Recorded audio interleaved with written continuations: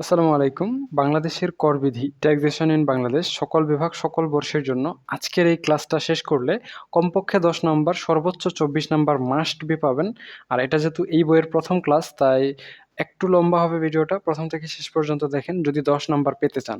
আর এই সম্পূর্ণ বইটাই যদি আমাদের কাছে শেষ করতে চান মাত্র ২১ ঘন্টায় শেষ করতে পারবেন। ৩ দিনে ৭ ঘন্টা করে পড়লেই সবগুলো ম্যাথ কভার হয়ে যাবে। আমাদের স্পেশাল আ সাজেশন আছে, সেই সাথে ১১টা টপিকে আপনাদের আলোচনা করা হবে সম্পূর্ণ বইটাই। তো আজকের প্রথম টপিকে আমরা আলোচনা করব হচ্ছে চাকরি হতে আয় এইটা। এটার ধারা হচ্ছে ৩২ থেকে ৩৪। আর হচ্ছে এইটা নতুন শিক্ষার্থীদের জন্য যাদের আয় বর্ষ ২৪-২৫ এবং কর বর্ষ ২৫-২৬, যাদের পরীক্ষা ২০২৫, ঠিক আছে, অনুষ্ঠিত ২০২৬, তাদের জন্য হচ্ছে এই ভিডিওটা। আর ২০২৬ সালের ১লা জুন এই ভিডিওটা আপডেট করা হয়েছে এবং এই ক্লাসগুলো আপডেট করা হবে। আপনারা চাইলে আমাদের অনলাইন ব্যাচে যুক্ত হতে পারেন। যেহেতু প্রথম ক্লাস, আমি আবারও বলছি, একদমই বেসিক থেকে আলোচনা করা হবে, তাই খুঁটিনাটি বিষয়গুলো যারা জানেন না তারা জেনে নিতে পারবেন, আর যারা জানেন তারা একটু দেখে নেন, আপনাদের রিভাইজ হয়ে যাবে। তো দেখেন, কর বর্ষ ২০২৫-২৬, আয় বর্ষ ২০২৪-২৫-এর জন্য আপনাদের যে ট্যাক্স স্ল্যাবটা আছে, সাধারণ স্ল্যাব, যেগুলো শুধুমাত্র পরীক্ষায় আসে, আমরা সেগুলোই আলাপ করব, সবগুলো আলাপ করার প্রয়োজন নেই। তো এই স্ল্যাবটাই শুধুমাত্র পরীক্ষায় আসে, অর্থাৎ এইটাই আমরা আলোচনা করব। প্রথম স্ল্যাবে, প্রথম ধাপে ৩.৫ লক্ষ টাকা। এখানে মোট আয়ের লেখছে, এটা মোট আয়ের না, এখানে হবে মোট করযোগ্য আয়ের উপর 0%। এরপর পরবর্তী মোট আয়ের হচ্ছে 5%, ১ লক্ষ টাকা, পরবর্তী ৪ লক্ষ টাকা পর্যন্ত 10%, ৫ লক্ষ টাকা পর্যন্ত 15, হ্যাঁ, আবার ৫ লক্ষ টাকা পর্যন্ত 20, পরবর্তী ২০ লক্ষ টাকার উপর 25, এবং তার পরবর্তী যত আয় থাকবে তার উপর 30% হারে ট্যাক্স দিতে হবে। এটা হচ্ছে সাধারণ নিয়ম, আপনারা একবার দেখে নেন। আজকের অঙ্কটাতে যদিও কাজে লাগবে না, পরবর্তী অঙ্কগুলোতে কাজে লাগবে, এটা আপনাদের জন্য। আর যাদের কর বর্ষ ২০২৬-২৭, তাদের জন্য কিন্তু আলাদা নিয়ম, ঠিক আছে? সো এটা প্রতি ৬ মাস অন্তর অন্তর চেঞ্জ হয়। সো আপনারা কোন ব্যাচের শিক্ষার্থী এটা ডিপেন্ড করবে। আমি আবার বলছি, যাদের পরীক্ষা ২০২৫, অনুষ্ঠিতব্য ২০২৬, ঠিক আছে, তাদের জন্য এই ভিডিওটা। আর এই ভিডিওটা, এই কোর্সটা আপডেট করা হয়েছে লাস্ট ১লা জুন ২০২৬, এরপরেও আপডেট আসবে একটা। এই চলতি ব্যাচটা হচ্ছে 1 জুন ২০২৬-এর জন্য। এর আগের একটা ব্যাচ ছিল, সেটা হচ্ছে ৩০ জুন ২০২৫। ওটা আয় বর্ষ ২০২৩-২৪, কর বর্ষ ২০২৪-২৫। সরি, আয় বর্ষ ২৪-২৫, কর বর্ষ সরি, এইটার আগেরটা আর কি। ২৩-২৪, ২৪-২৫, ঠিক আছে। আর এইটা হচ্ছে ২৪-২৫, ২৫-২৬। তো এই হচ্ছে বিষয়। এখন আমরা একটু শুরু করি। সো আমাদের চাকরি হতে আয়, প্রথম অঙ্ক, প্রথম পাঠ্যসূচির প্রথমে ১১টা যে টপিক রয়েছে তার প্রথমটা। তো এই প্রবলেমটা আমরা আলোচনা করব। তো এখানে কি বলা হয়েছে দেখেন, এটা ২০১৫ সালে এবং ১৮ সালে আসছিল, আপনাদের এইবারে আসার সম্ভাবনা আছে, ঠিক আছে? তো ছোট প্রশ্ন, ছোট দিয়েই শুরু করি, যেহেতু প্রথম ক্লাস, অনেক ডিটেলসে আলোচনা করতে হবে। তো এখানে বলা হয়েছে, জনাব সোহেল অথবা হুমায়ুন কবির একজন সরকারি চাকরিজীবী। একটা জিনিস খেয়াল রাখবেন, চাকরি হতে আয় যখন আমরা হিসাব করব, তখন ২ টাইপের অঙ্ক হবে এই চাকরি হতে আয় থেকেই। একটা হচ্ছে সরকারি চাকরিজীবীর বেলায়, একটা হচ্ছে বেসরকারি চাকরিজীবীর বেলায়। একরকম, সরকারির বেলায় একরকম। তো আজকে শুধু সরকারিটা শিখবো, বেসরকারিটা আমরা অন্য সময় শিখবো। বলা হয়েছে ২০২৫ সালের ৩০ জুন সমাপ্ত বছরে তার চাকরি খাতে আয় নিম্নরূপ ছিল, নিচের এই আয়গুলো আছে তার। এখন আমাদের প্রশ্নে বলা হয়েছে সংশ্লিষ্ট বছরে চাকরি খাতে তার মোট আয় এবং বিনিয়োগ ভাতা নির্ণয় করো।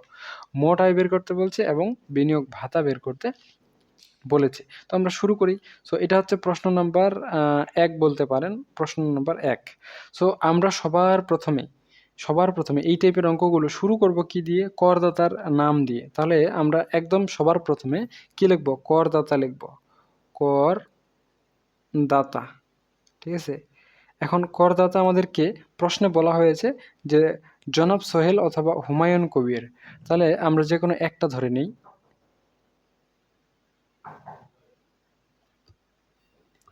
আচ্ছা, সরি, আমার বানানটা ভুল গেছে। তো জনাব কি হবে? সোহেল, ঠিক আছে, একটা নাম আমরা নিলাম, যে কোনো একটা নাম নিলেই হবে। আপনাদের পরীক্ষায় যে কোনো একটা নাম আসবে, মানে দুইবার পরীক্ষায় দুইজনের নাম দিয়েছে, বাট বাট অঙ্কটা সেম টু সেম ছিল, তাই এখানে দুইটা নাম দেওয়া হয়েছে। আমরা ধরে নিলাম জনাব সোহেলের অঙ্ক, ঠিক আছে। তো বলা হয়েছে যে 2025 সালের 30 জুন সমাপ্ত বছরের জন্য আচ্ছা, সরকারি নিয়মে যখন ট্যাক্স দিতে হয় তখন আয় বর্ষ এবং কর বর্ষ হিসাব হয় বছরের মাঝামাঝি সময় থেকে। কোন সময় থেকে? জানুয়ারি, ফেব্রুয়ারি, মার্চ, এপ্রিল, মে, জুন। পহেলা জুলাই থেকে 30 জুন পর্যন্ত কি করা হয়? মানে বর্ষ হিসাব করা হয়। মানে প্রতি বছর গণনা শুরু হয় পহেলা জুলাই থেকে এবং গণনা শেষ হয় 30 জুন থেকে। ঠিক আছে? সো করদাতার নাম দিয়ে আমরা অঙ্ক শুরু করব সবার প্রথম। এরপরে ঠিকানা এবং কর অঞ্চল আমরা দিতে পারি। ঠিকানা, আচ্ছা ঠিকানা আমাদের এখানে দেওয়া নাই। আমরা জাস্ট এখানে ডট, ডট দিয়ে দিব। আর এই পাশে কর অঞ্চল। এগুলো দিতে হয়, হ্যাঁ? এগুলো দিতে হয়। প্রথম অঙ্কটাতে ভালো করে দেখে নেন। এরপরের অঙ্কগুলোতে অত বিস্তারিত বলার দরকার থাকবে না আশা করা যায়। আপনারা এমনিতেই বুঝবেন। কর অঞ্চলও আমাদের এমনি দেওয়ার দরকার নাই। আমি জাস্ট ডট, ডট দিয়ে দিলাম। আপনারাও পরীক্ষার হলে ডট, ডট দিয়ে দিবেন। কোনো সমস্যা হবে না। এরপরে আচ্ছা, এই পরীক্ষাগুলোতে মার্জিন না টানলেও চলবে। এটা জেনে নেন। আবাসিক মর্যাদা। এরপরে লিখবেন আবাসিক মর্যাদা। আচ্ছা, আবাসিক মর্যাদাও এখানে লেখার দরকার নাই। জাস্ট ডট, ডট দিয়ে দেন তাহলে হয়ে যাবে। আর টিআইএন দিতে পারেন। এখন তো টিআইএন নাই, এখন আছে ইটিআইএন। তো আপনারা লিখে দিতে পারেন ইটিআইএন।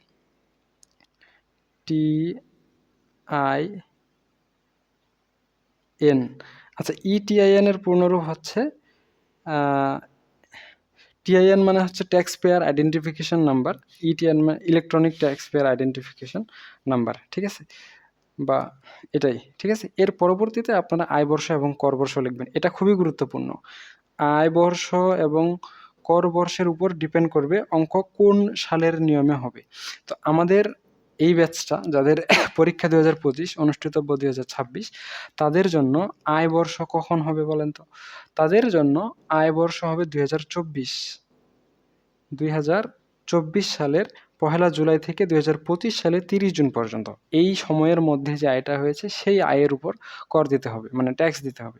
আর কর বর্ষ মানে এই আয়ের হিসাবে পরের পরের বছর কর বর্ষ। আয় বর্ষের 1 বছর পর কর দিতে হয়। মনে করেন যেই বছরে আপনি আয় করবেন তার পরের বছরে আপনাকে কর দিতে হবে। সো কর বর্ষ হয়ে যাবে 2025-26। ঠিক আছে? এটা। ঠিক আছে? এখন আমরা যেই অঙ্ক করব, যেই টাইটেলের অঙ্ক করব, আমাদের এখানে কি বলা হয়েছে? চাকরি খাতে আয় ছিল। তাহলে চাকরি খাতে আয় বা চাকরি হতে আয়, এই টাইটেলটা দিয়ে আমরা অঙ্ক শুরু করব। কি করব? চাকরি খাতে মোট আয়। কি দিয়ে শুরু করব? চাকরি খাতে মোট আয়। মানে যদি আমরা অন্য কৃষি খাতে আয় মানে হিসাব করি, তাহলে এখানে টাইটেল লিখব কৃষি খাতে আয়। বাকি সেম টু সেম থাকবে। উপরের অংশটুকু 1, 2, 3, 4 এই 4টা সেম টু সেম থাকবে, শুধু করদাতার নাম পরিবর্তন হয়ে যাবে। ঠিক আছে? আর এখানে টাইটেল পরিবর্তন হবে। এইটা করার পর আপনাদের পরবর্তী কাজ হচ্ছে আপনারা সুন্দর করে ছক টেনে দিবেন। এখন ছকটা খুব সহজ, একদমই ইজি, সিম্পল। ছকটাতে তেমন কোনো কিছুই নাই। জাস্ট 2টা কলাম দিতে হয়। এই পাশের কলামটাকে বলা হয় মেইন কলাম, যেটা এখন দিলাম। আর এইটাকে বলা হয় প্রাইমারি কলাম। আমি আবার বলছি, এইটাকে বলা হয় প্রাইমারি কলাম, এইটাকে বলা হয় মেইন কলাম। আর উপরে একটা রো দিয়ে দিতে হয়। এই পাশের অংশগুলোকে রো বলা হয়, এই পাশের অংশগুলোকে কি বলা হয়? কলাম বলা হয়। তো আমরা এখানে টাইটেল লিখব আয়ের খাত ও বিবরণ, সরি আয়ের খাত ও ধারাসমূহ। কি লিখব? আয়ের খাত ও ধারাসমূহ। খাত ও ধারাসমূহ। আয়ের খাত ও ধারাসমূহ। এখানেও আপনারা টাকা লিখবেন। ঠিক আছে? আর এইখানেও আপনারা টাকা লিখে দিবেন। এই ছকটা প্রতিবার সেম টু সেম হবে প্রথম 7টা টপিকের জন্য। পরবর্তী 8 নাম্বার থেকে কিন্তু চেঞ্জ হবে। প্রথম 7টার জন্য সেম টু সেম থাকবে। ঠিক আছে? সো আয়ের খাত ও ধারাসমূহ। তো প্রথমে এই যে টাইটেলটা লিখলাম না? আয়ের খাত ও ধারাসমূহ, এইটাই আপনারা নিচে লিখবেন। চাকরি হতে আয়, কি লিখবেন? চাকরি খাতে আয় বা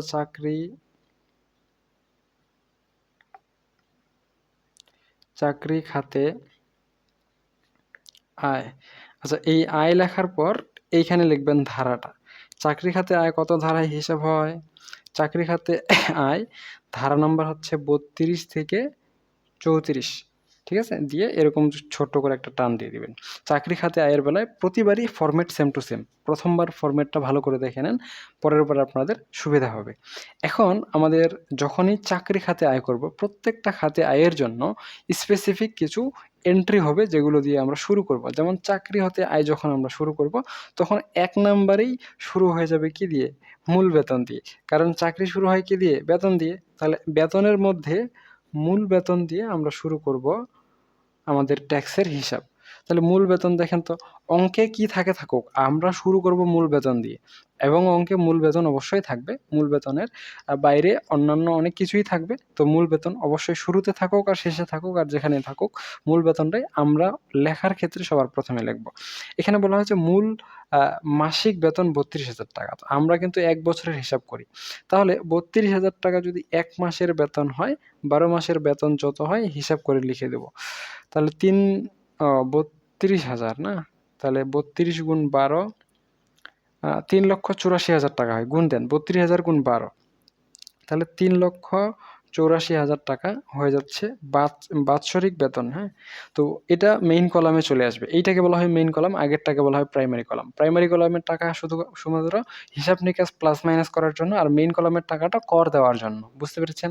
করযোগ্য আয়টা মেইন কলামে হয়, বাকি আচ্ছা, অনুমোদনযোগ্য খরচ, অকরধার্যের বিষয়গুলো এবং অন্যান্য হিসাবগুলো করার জন্য প্রাইমারি কলাম ব্যবহার করা হয়।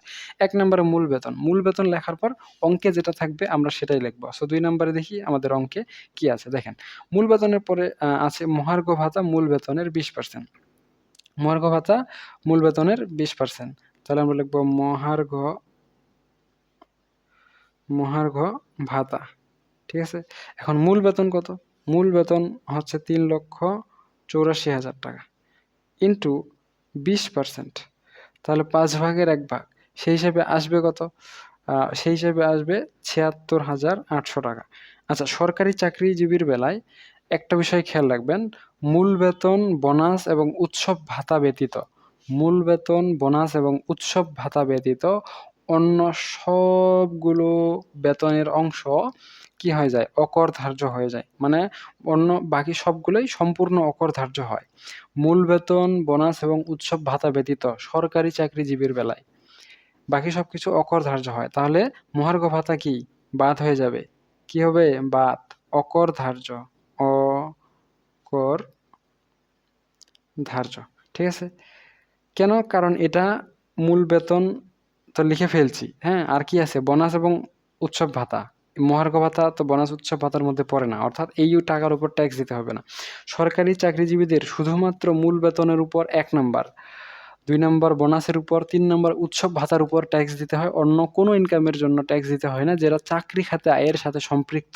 বাকি অন্য খাতে আয় থাকলে সেটা আলাদা বিষয় হবে। যেমন একজন সরকারি চাকরিজীবী চাকরিও করতে পারে, পাশাপাশি ওনার কৃষি খামারও থাকতে পারে, কৃষিও করতে পারে। সো কৃষির জন্য ট্যাক্স দিবে। কিন্তু চাকরি হতে আয়ের যতগুলো খাত আছে তার মধ্যে শুধু মূল বেতন, বোনাস এবং উৎসব ভাতার উপর ট্যাক্স দিতে হয়। অন্য কোনো বিষয়ের উপর ট্যাক্স দেওয়ার প্রয়োজন নাই। অর্থাৎ মহার্ঘ ভাতার জন্য ট্যাক্স দিবে 0। মহার্ঘ ভাতার জন্য ট্যাক্স দিবে 0। ৭৬,৮০০ টাকা মহার্ঘ ভাতা পাইছে, যার মধ্যে ট্যাক্স হচ্ছে 0। ২ নাম্বার গেল। এখন ৩ নাম্বার দেখেন। ২ টি উৎসব বোনাস প্রতিটি ১ মাসের মূল বেতনের সমান। তাহলে আমি কি বললাম? উৎসব বোনাস। উৎসব বোনাস। এখন আমি বললাম বোনাস এবং উৎসব ভাতা। এখন এখানে বলা হচ্ছে উৎসব বোনাস। তাহলে এটা কি কোন হিসাবে আসবে? এই উৎসব ভাতা হোক আর উৎসব বোনাস হোক আর বোনাস হোক, বিষয় তো একটাই। সো এখানে ভিন্ন নামে দেওয়া হচ্ছে। এটা ওইটারই অন্তর্ভুক্ত। উৎসব বোনাস, বোনাস, উৎসব ভাতা ইত্যাদি। কত বলা হয়েছে? ২ টি উৎসব বোনাস একটির এক মূল বেতনের সমান। মূল বেতন কত? ৩২,০০০। তো ২ টা উৎসব বোনাস দেওয়া হয়, অর্থাৎ ৬৪,০০০ টাকা দেওয়া হয়। সরাসরি আমরা মেইন কলামে লিখব, কারণ এটা সম্পূর্ণ করযোগ্য আয়। কর দিতে হবে, ট্যাক্স দিতে হবে এই টাকার উপর। ঠিক আছে? এরপরে কি আছে দেখেন, যে তাকে বিনা ভাড়ায় একটি সুসজ্জিত বাসস্থান দেওয়া হয়েছে, যার বার্ষিক মূল্য ১,০০,০০০ টাকা। তাহলে আমরা লিখব এখানে বাসস্থান সুবিধা।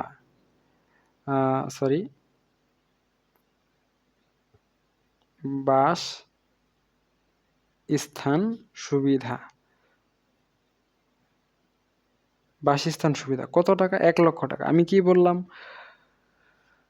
মূল বেতন লেখা শেষ, বোনাস লেখা শেষ, আর কি আছে? উৎসব ভাতা লেখা শেষ। অর্থাৎ বাকি এখন যেই এন্ট্রিগুলোই থাকুক না কেন সম্পূর্ণ অকরধার্য হয়ে যাবে। অর্থাৎ বাদ দিয়ে দিবেন সম্পূর্ণ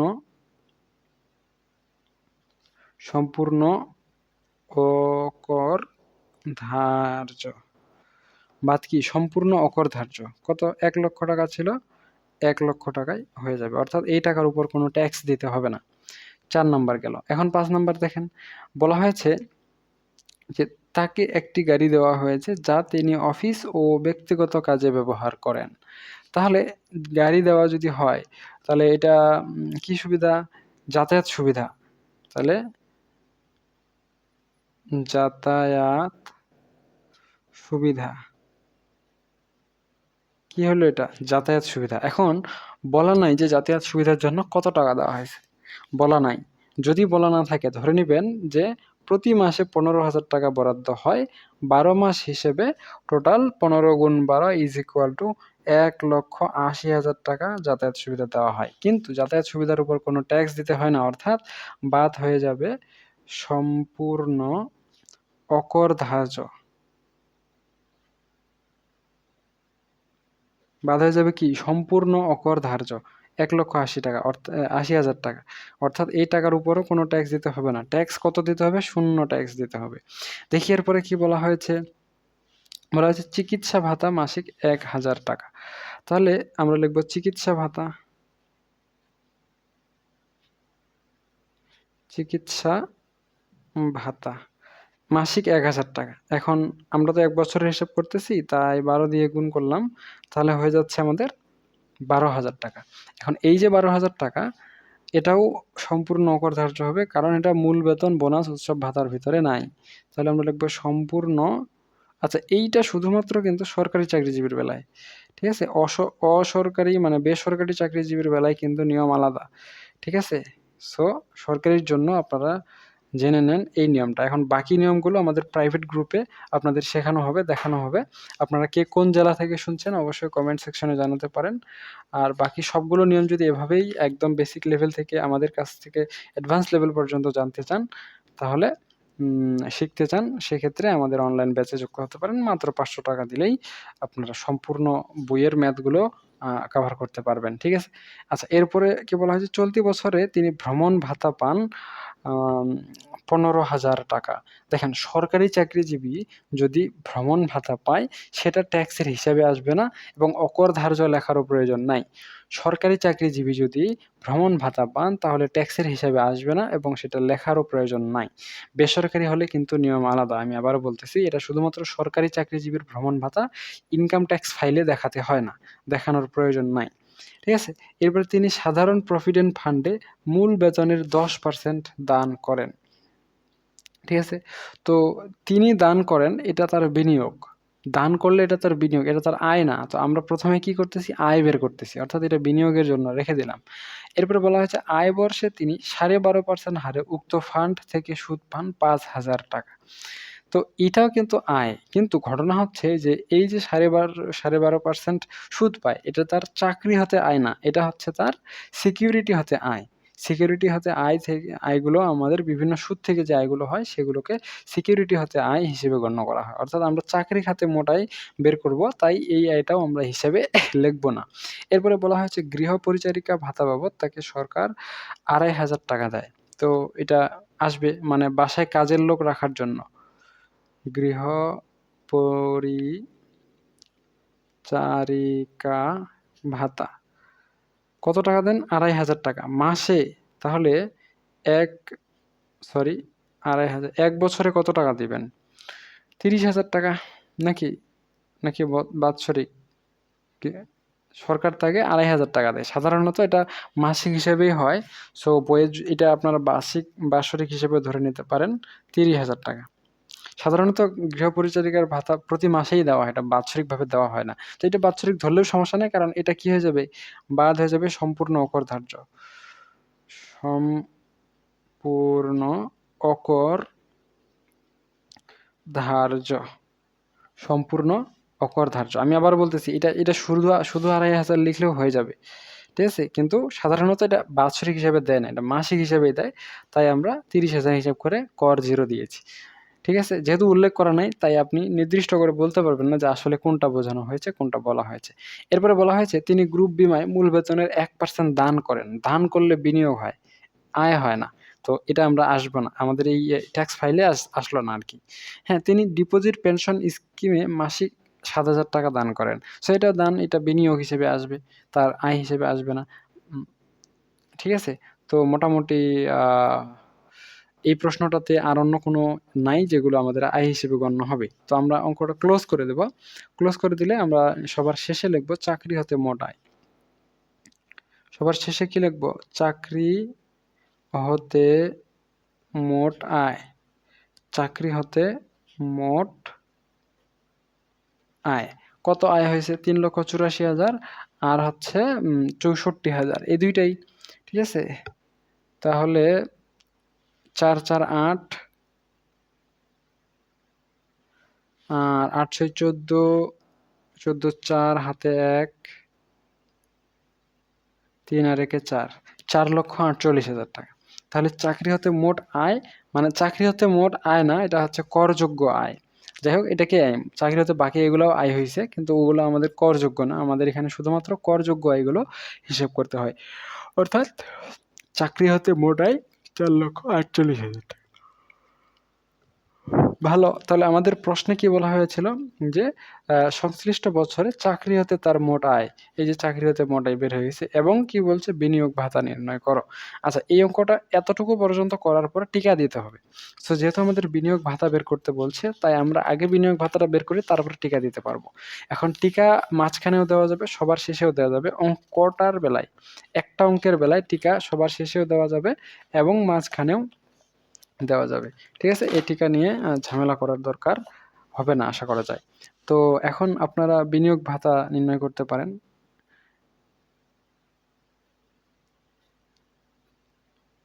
বিনিয়োগ ভাতা, ঠিক আছে? বিনিয়োগ ভাতা। তো বিনিয়োগ ভাতার জন্য কি করতে হবে? সুন্দর করে আগের টেবিলটার মতোই সেম টু সেম একটা টেবিল তৈরি করতে হবে। সো সাধারণত বিনিয়োগ অত বেশি হয় না।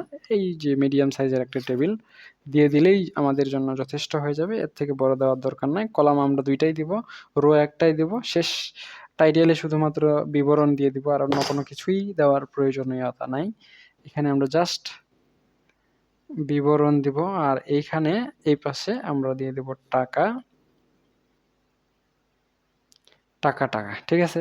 এখন বিনিয়োগ কি, কি করছে? আমরা কিন্তু বিনিয়োগগুলা দেখলাম। সো আমরা একটু প্রথম থেকে দেখি। ১ম দিকের দিকে তো কোনো বিনিয়োগ নাই। প্রভিডেন্ট ফান্ডে মূল বেতনের ১০% দান করেন। এই যে ৮ নাম্বার এন্ট্রিটা। তো এটা আমরা লিখব। এখানে শুধুমাত্র কর্মীর কথা বলা হয়েছে। বলা হয়েছে তিনি সাধারণ প্রভিডেন্ট ফান্ডে মূল বেতনের ১০% দান করেন। তিনি দান করেন মানে জনাব সোহেল অথবা জনাব হুমায়ুন কবির দান করেন, একজন ব্যক্তি। তাহলে আমরা এখানে লিখব সাধারণ প্রভিডেন্ট ফান্ডে কর্মীর দান, বা সাধারণ প্রভিডেন্ট ফান্ড।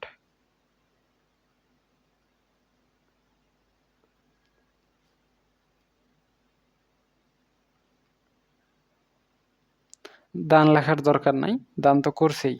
কত করছে? মূল বেতনের 10%। মূল বেতন কত? মূল বেতন হচ্ছে ৩,৮৪,০০০। তো মূল বেতনের 10% কত হয়ে যাবে? মূল বেতনের 10% হবে ৩৮,৪০০। ঠিক আছে? ১ নাম্বার। ২ নাম্বার আর কি করছে দেখেন। বলা হয়েছে যে উম সুদ পায়, সেটা তার আয় হয়, এটা তো হিসাবে আসবে না। গৃহ পরিচারিকা লিখছি। তিনি গ্রুপ বিমায় মূল বেতনের 1% দান করে। তাহলে গ্রুপ বিমা। কি লিখবো? গ্রুপ বিমা। এখন গ্রুপ বিমায় যে দান করছে, বিনিয়োগ করছে, এটা তো জানি। কারণ আমরা টাইটেলে দিয়ে দিছি বিনিয়োগ ভাতা। মানে কি, কি বিনিয়োগ করছে। নতুন করে গ্রুপ বিমায় দান, গ্রুপ বিমায় বিনিয়োগ ইত্যাদি এত লম্বা লেখার দরকার নাই। আমরা মেইন টাইটেলেই তো লেখা আছে যে এটা বিনিয়োগ ভাতা নির্ণয় করতেছি। মানে কোথায় ইনভেস্ট করছি। ঠিক আছে? তো গ্রুপ বিমায় কি করে? মূল বেতনের 1% দান করে। মূল বেতন কত? ৩,৮৪,০০০। 1% যদি আমরা দান করি, তাহলে 3,840 টাকা হয়ে যাবে। আচ্ছা, আর কি কোনো কিছু করছে? বলা হচ্ছে তিনি পেনশন ডিপোজিট স্কিমে 7,000 টাকা দান করেন। তাহলে deposit pension scheme, DPS, deposit pension scheme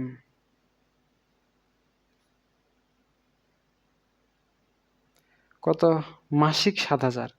তো আমরা 1 বছর হিসাব করতেছি, তাহলে 7 × 84,000 টাকা কি করে? পেনশন স্কিমে দান করে। আর এদিকে অন্য কোনো এন্ট্রি নাই, তো সবগুলোই শেষ আমাদের। এখানে সবগুলোই যোগ করি, 84,000, 3,000 আর 38,000 যোগ করলে হয়ে যাবে 1,26,240। এখানে লিখবেন মোট বিনিয়োগ। কি লিখবেন? মোট বিনিয়োগ। এখন অনেকেই টিকা লিখতে পারে না, আমি বলে দেওয়ার পরও টিকা লিখতে পারে না। তো যারা টিকা লিখতে পারেন না তাদের জন্য আমি টিকার অংশটুকু লিখে দিচ্ছি, এরপরে আমরা রিভাইজ করে দেব। আর কি কোন জেলা থেকে শুনছেন, ক্লাসটা ভালো লাগলে আপনাদের বন্ধুদের শেয়ার করে দিতে পারেন যাদের এটা প্রয়োজন রয়েছে, তো তাহলে আপনারা বুঝতে পারবেন। এখন টিকা কোনগুলা, যেই কাজগুলো আলাদা করেছেন, সাধারণ ভাবে করেননি, সেগুলো আপনারা টিকা হিসেবে লিখে দিতে পারেন। টিকা হিসেবে 1 নম্বরে আপনারা লিখতে পারেন টিকা 4 নম্বরের জন্য কমপক্ষে 1টা, 2টা, আর 10 নম্বরের জন্য কমপক্ষে 3টা টিকা লিখতেই হবে। 4 নম্বরের জন্য 1 নাম্বার এবং 5 নম্বরের জন্য 1 নাম্বার, 10 নম্বরের জন্য টিকার ক্ষেত্রে 2 নাম্বার বরাদ্দ থাকে। সো টিকা অবশ্যই লিখতে হবে। সো টিকা প্রথমেই যেটা আমি লিখলাম সরকারি চাকরিজীবীর বেলায়, ওইটাই লিখবেন এখানে। সরকারি চাকরিজীবী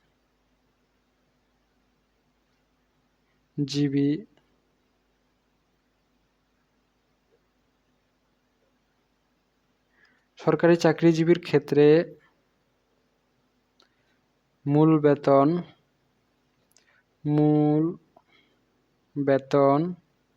হ্যাঁ, বোনাস এবং উৎসব ভাতা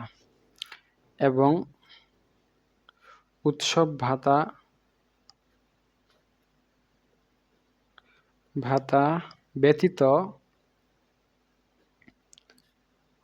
অন্য কোনো চাকরি হতে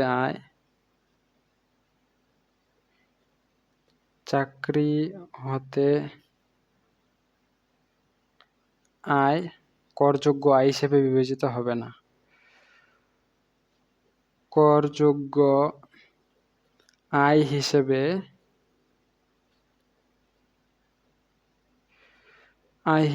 বিবেচিত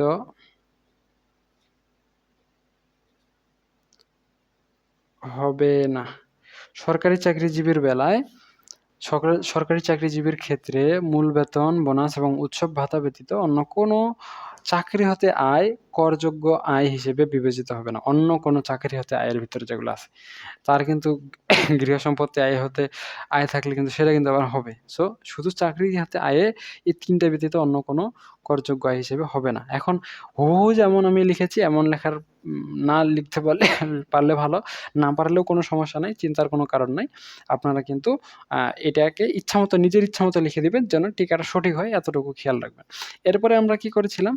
এরপরে আমরা মাসিক মূল বেতন, মহার্ঘ ভাতা এগুলো লিখছি। উৎসব বোনাস, সুসজ্জিত বাসস্থান দেওয়া হয়ে গেছে। এই যে গাড়ি দেওয়ার বিষয়টা আমরা 15,000 টাকা নিজে থেকে লিখেছিলাম একটা তাহলে আপনারা এখানে লিখে দেন ধরে নেওয়া হয়েছে করদাতাকে, এখানে লিখবেন ধরে নেওয়া হয়েছে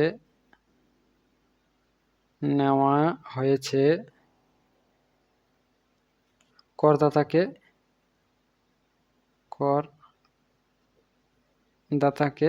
মাসিক 15,000 টাকার যাতায়াত সুবিধা প্রদান করা হয়।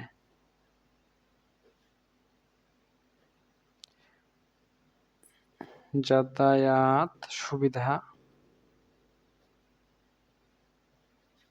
প্রদান করা হয়।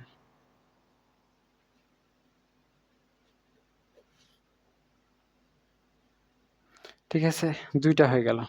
টিকা 4টা লেখাই সবচেয়ে ভালো 10 নম্বরের জন্য। এই প্রশ্নটা কিন্তু 10 নম্বরের, ঠিক আছে? আচ্ছা, এরপরে আমরা আর কি করেছিলাম? চলতি বছরে ভ্রমণ ভাতা পান 15,000 টাকা কিন্তু আমরা লিখিনি।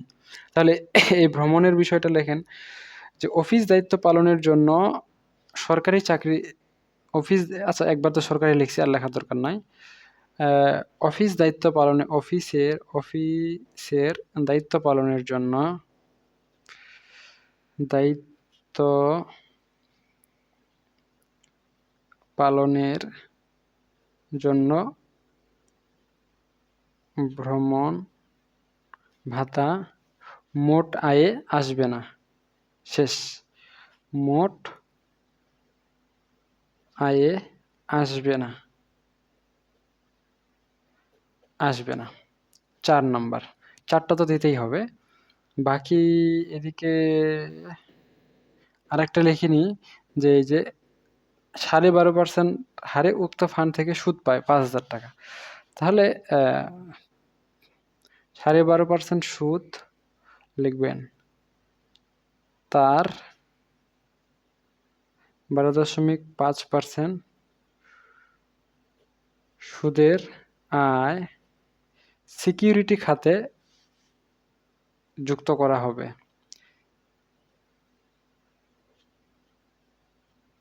সিকিউরিটি